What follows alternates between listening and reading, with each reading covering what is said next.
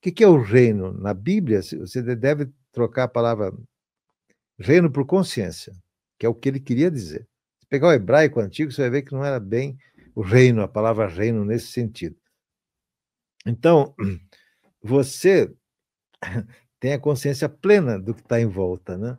Aí é diferente, aí muda tudo, né? Aí muda tudo, porque você vê a verdade de todas as coisas, sem julgá-las, tá? E sabe, mas deixe algumas coisas andarem no ritmo para que haja, aí sim, a descoberta da verdade daquela situação, entendeu? É muito interessante vou falar para você que está em casa aí, ó.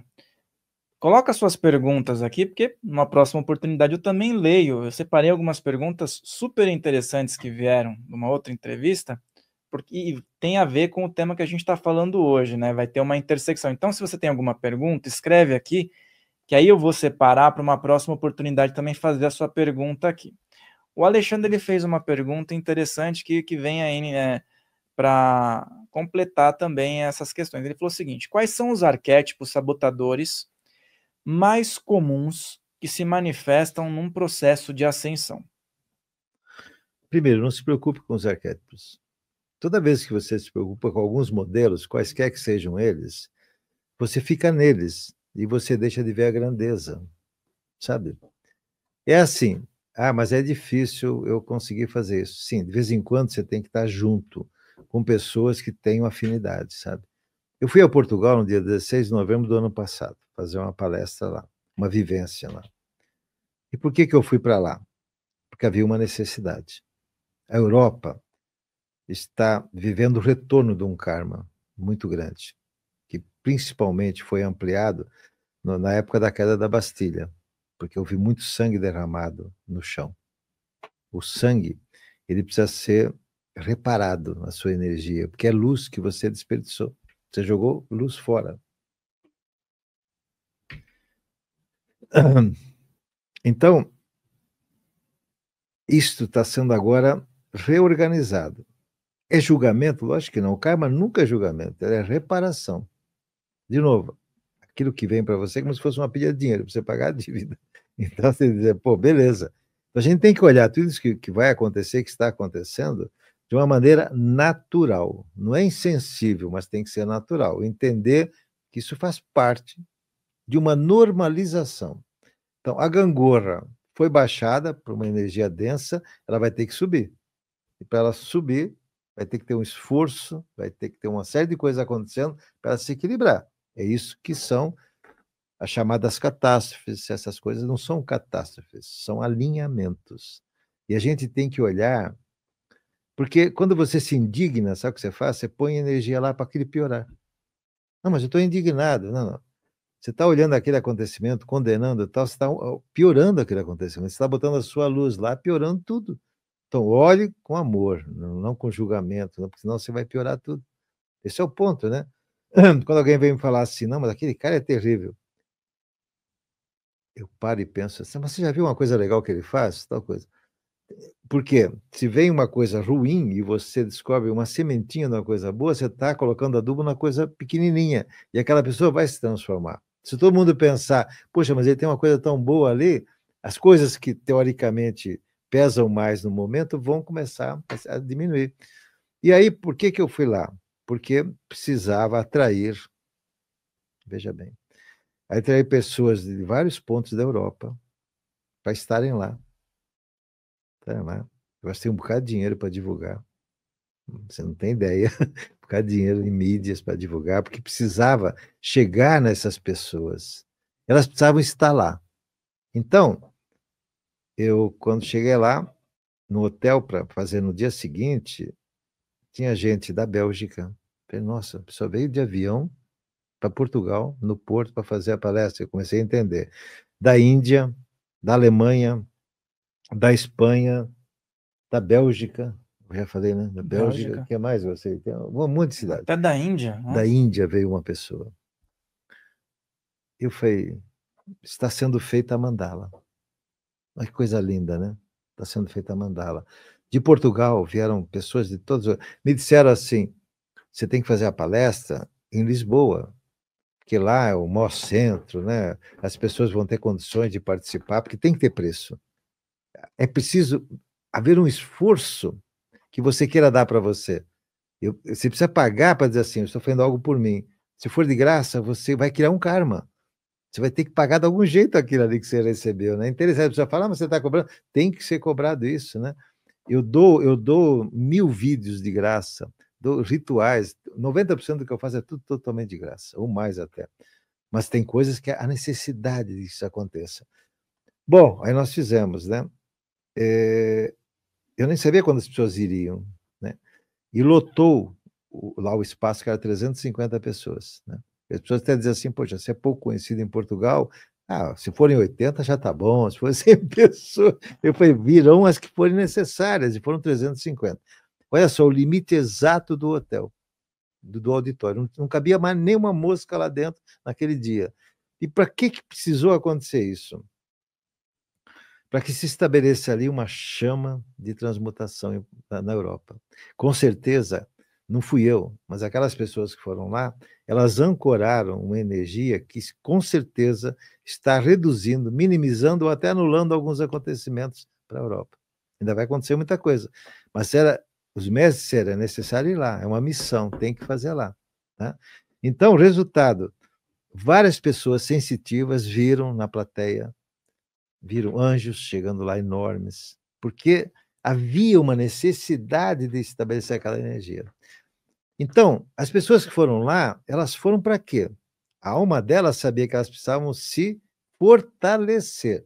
Então, ela foi naquele evento fazer um trabalho pela Europa, sim, era uma missão, elevar a sua consciência para se fortalecer, porque elas serão todas como se fossem postes de luz que ficarão na Europa, acesos para a Europa, entendeu? E agora, veja bem, aí eu pensei, bom, aí me convidaram a fazer nos Estados Unidos, né? Lá, esse ano.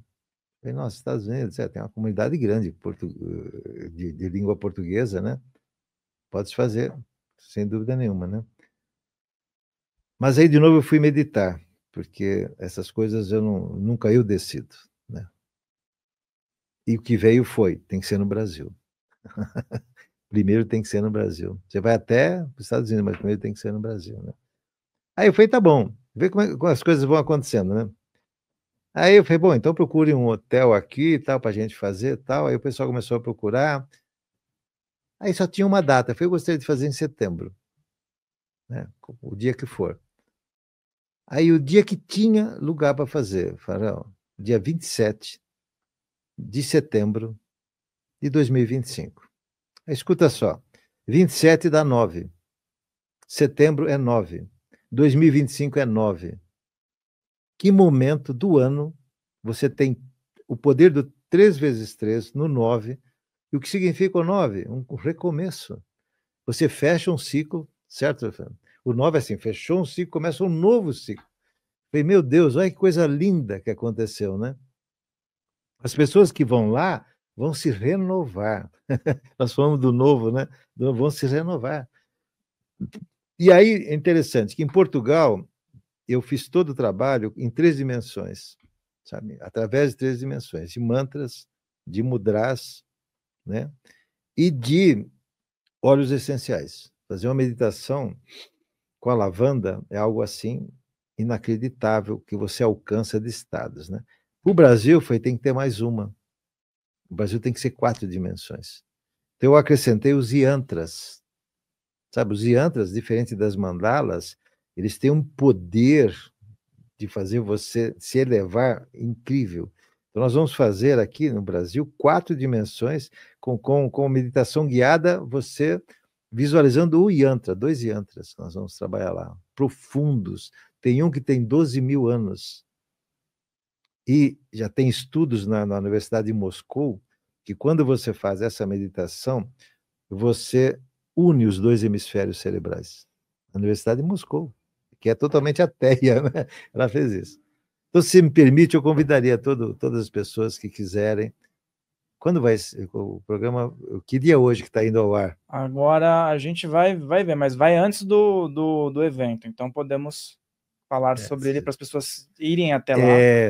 E eu vou deixar aqui também, vai ter um site para mim. Então, é só você entrar no americobarbosa.com.br/, e lá no Linktree você vai ter evento ao vivo. Eu já não fazia eventos ao vivo há muitos anos, né? Eu faço palestra desde 1990, porque esse agora é de uma necessidade para o Brasil. Então, quem vai lá, saiba o seguinte: você está indo para uma missão pelo Brasil, para você, para os anjos poderem atuar nesse nosso país, que você cria as condições, e para as pessoas que você ama, porque você vai entrar num campo novo, que você vai afetar positivamente as pessoas à sua volta, sabe? Muito bom. Então, esse vídeo vai estar em agosto de 2025 no ar. Eu não sei quando você chegou até aí. Se você chegou em agosto, dá tempo. Se você chegou em setembro, ainda dá tempo. Senão, vai ter outras oportunidades. E eu não vou fazer em nenhum outro lugar do Brasil. As pessoas falam, vem fazer aqui no norte. Não, porque é importante, como aconteceu lá em Portugal. As pessoas vêm desses lugares do Brasil para criar pontos de ligação, criando essa mandala viva. Então, não vou fazer. Depois eu vou fazer nos Estados Unidos, não vou fazer outro no Brasil. E tá vindo um recado ali, vamos lá. Qual que é o recado? Também não será gravado. Não pode ser gravado, né? Não pode Só ser. Quem estiver lá tem que estar lá, porque é uma coisa ao vivo, para ser vivo, para as pessoas ficarem vivas. É você dar mais vida à sua vida. Gosto disso. Que é aquilo que nós falamos no começo, né? Formar aquela egrégora, aquele grupo ali, e formar essa energia. E por falar em energia, a gente vai entrar num tema especial, que são mantras, né? Que eu sei que é um carro-chefe também no trabalho. E a eficácia dos mantras dentro de processos, dentro de trabalhos espirituais, como funciona? Os mantras são orações intencionadas. Só que tem uma vantagem enorme, gigantesca, né? O mantra, ele cria um campo de acesso às energias de quem o emitiu. Então, você não acessa o mantra, você acessa o ser do mantra. Jesus também falou mantras, né? Quando Jesus falou, eu sou, a ressurreição e a vida, esse é um mantra poderosíssimo. Quando você o repete múltiplos de 3, para que haja a manifestação, você acessa as energias de Jesus. Não é coisa comum. Então, quando você acrescenta, eu sou a ressurreição do meu amor, você está com o amor baixo, você vai amplificar o amor. É a ressurreição, é a vida que você está dando. Eu sou a ressurreição das minhas finanças, você vai trabalhar. Sempre já vendo o acontecido, no presente. Não o que vai acontecer. As pessoas pedem dinheiro para pagar dívidas, então ela está dizendo para o universo, eu tenho dívidas, eu estou vazio. O universo não entende isso, você vai continuar vazio. Você tem que ver já o presente absoluto. O mantra, ele é uma energia poderosíssima, ele tem muitos elementos, é uma estrutura arquitetônica. Tem um mantra, que não dá para fazer aqui porque ele é muito grande, mas que uma universidade pegou e alguém teve um insight. Teve um insight. Você lembra que você estudou o pi em geometria. Qual é o valor do pi? 3,14, 16. Tem uma série gigantesca, não tem? E essa pessoa teve um insight, claro, uma inspiração, e falou, vou colocar, conforme Pitágoras fazia, nas letras os números, para ver que número que dá isso aqui. Deu pi. Perfeito, na sequência perfeita. Aquele mantra que é feito para o Sr. Krishna, ele é perfeita a geometria do pi. E você fala, como assim? Como pode ser? Porque eles são tão trabalhados que as letras, as sílabas, são todas elas escolhidas pela faixa vibracional. Então, quando você fala, é o mantra que eu procuro divulgar ao máximo, que é o Om Namah Shivaya, para que as pessoas repitam demais isso aí, né? Ou o outro de sincronismo, né? Também 2 mantras incríveis. Eu falo que ao você fazer o mantra, é como se você fosse para uma corrida de 100 metros. Acho que eu não falei isso aqui ainda, né? Acho que não. Imagina, Farel, você vai participar de um concurso, de uma corrida de 100 metros. Todo mundo no zero, né? Mas você começa no 90 metros para chegar para o 100. O que você acha disso? É uma vantagem, né? Uma vantagem gigantesca. Você não precisou começar do zero, percebe? Você já começa no 90. Isso significa o seguinte: quando você repete o mantra, você está ganhando toda a carga de vibração.